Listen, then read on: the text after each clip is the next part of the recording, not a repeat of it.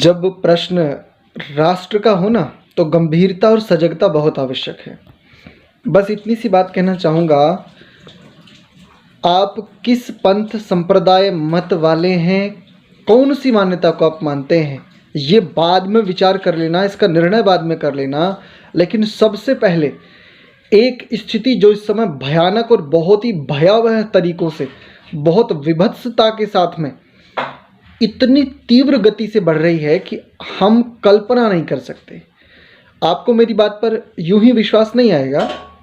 आप ये video clip देख लीजिए, लगभग कुछ मिनट का वीडियो है।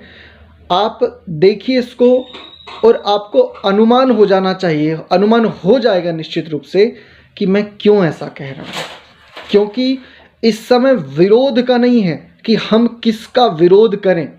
इस समय वास्तव में सनातन और सनातनियों को केवल और केवल एकजुट होने का ही ये मैं समझता हूँ शायद अंतिम समय है। इसके बाद अवसर नहीं मिलेगा।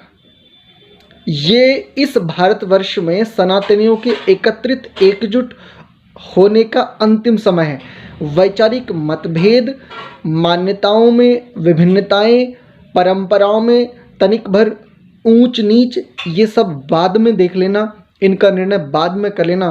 क्योंकि जीवित रहेंगे तो निश्चित सी बात है विचार विमर्श भी हो जाएगा और निर्णय आदि भी हो जाएंगे। लेकिन यदि जीवित ही नहीं बचे, यदि अस्तित्व पर संकट ही इस समय इतनी तीव्र गति से बढ़ रहा है और अस्तित्व पर ही संकट मंडरा रहा है, तो पहले अस्तित्व को बचाने का प्रयत्न और पूरी तरह से उसके लिए जो हम कर सकते हैं वो हमें करना चाहिए। और हम सभी, चाहे कोई कितना भी किसी भी स्थिति में, हम सभी एक काम तो हम सभी कर सकते हैं, एकजुट। जो हमारे आपसी मतभेद हैं, विचार भेद हैं, मन भेद हैं, वो हमारे घर की भीतर की, हमारे घर के भीतर की बातें हैं।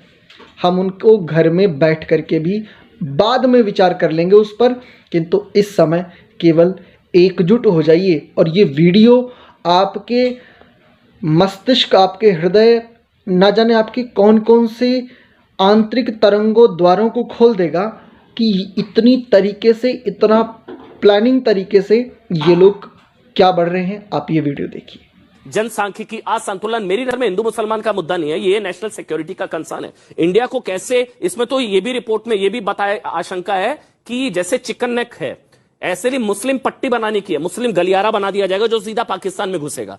ये भी एक मुस्लिम गलियारा भी बनाने की कोशिश है। कहने को हिंदू राष्ट्र है, कहा जाता है हिंदू राष्ट्र, हिंदू राष्ट्र, बॉर्डर मुस्लिम होते जा रहे हैं। 50%। मुझे सर वो 2047 वाली रिपोर्ट याद है, उसमें लिखा था कि हमको सिर्फ 10% मुसलमान साथ आ जाए तो डरपोक हिंदुओं को घुटने पर ले आएंगे। ये पीएफआई की रिपोर्ट थी, पीएफआई को लेकर 50%। अश्विनी उपाध्याय, हैरानगी आपको? आप जो बहस कर रहे हैं बहुत ही गंभीर विषय बहस कर रहे हैं, इसलिए मैं देश के सभी दर्शकों से कहूंगा जो लोग इस समय देख रहे हैं, खासतौर पे आज के इस एपिसोड को अपने रिश्तेदारों को, नातेदारों को जरूर भेजें पूरे देश में। 2017 मैंने पीआईएल फाइल किया था, उस समय मैंने कहा था कि 5 करोड़ घुसपैठिए आ चुके हैं। अगर डिस्ट्रिक्ट वाइज देखें, जैसा आज आपने कैलकुलेशन बताया, तो आज आपने ये बताया बंगाल की बात किया, असम की बात किया। बंगाल के 14 जिले पूरी तरीके से डेमोग्राफी चेंज हो चुकी है, असम के 9 जिलों की डेमोग्राफी चेंज हो चुकी है, झारखंड के 3 जिलों की डेमोग्राफी चेंज हो चुकी है, बिहार के 6 जिलों की डेमोग्राफी चेंज हो चुकी है। दोबारा से बता दीजिए। बंगाल के 14, हाँ। असम के 9, हाँ। झारखंड के 4, हाँ। बिहार के 6, अच्छा, और यूपी के 16 जिलों की डेमोग्राफी चेंज हो चुकी है। ये 7 जिलों में जो 32% बढ़ी है, इसके अलावा आप 16 बता। मैं और बता रहा हूं, इसके अलावा आपने गुजरात का नाम नहीं लिया। गुजरात में कच्छ, भरूच, रिपोर्ट में नाम नहीं है गुजरात का, इसलिए मैं रिपोर्ट ऑथेंटिक है वही बोल रहा हूं सिर्फ। कच्छ और भरूच की डेमोग्राफी चेंज हो चुकी है। द्वारका, जहां हमारा चारों धाम में से एक धाम हमारा द्वारका जी है, जहां सब लोग हम एक धाम, अपना धाम करने जाते हैं, द्वारका से भेंट द्वारका जाइए, पूरी डेमोग्राफी चेंज हो चुकी है। ये पूरी प्लान्ड वे में हो रही है। आपके उत्तराखंड के उत्तर काशी वाला एरिया, जो बॉर्डर के एरिया, वहां की डेमोग्राफी चेंज हो चुकी है। बड़े प्लान्ड वे में बसाए जा रहे हैं। मैं बार बार कह रहा हूं, कैसे घुसपैठ हो रही है। और ये हो कैसे रहा, इसको समझिए आप। जिस खेत में आप बाड़ नहीं लगाओगे, आवारा जानवर आके बैठेंगे। जिस घर में आप बाउंड्री नहीं बनाओगे, आवारा कुत्ते आके बैठेंगे। इसी तरीके से जिस देश का बॉर्डर फेंसिंग एरिया स्ट्रिक्ट नहीं होगा, तगड़ा नहीं होगा, विजिलेंट तगड़ा नहीं होगा, और वहां पे फेंसिंग अच्छी नहीं होगी, पूरा कंप्लीट वो नहीं रहेगा, स्वाभाविक सी बात है वहां घुसपैठी, और खासतौर पर तब जब एक प्लान्ड वे में घुसपैठियों को अंदर किया जा रहा हो। बंगाल से टूरिस्ट में एज ए टूरिस्ट लोग बैठते हैं बसों में, वो बसें जाती हैं कभी द्वारका, कभी राजस्थान, कभी अजमेर, कभी वहां, और वापस खाली आती है।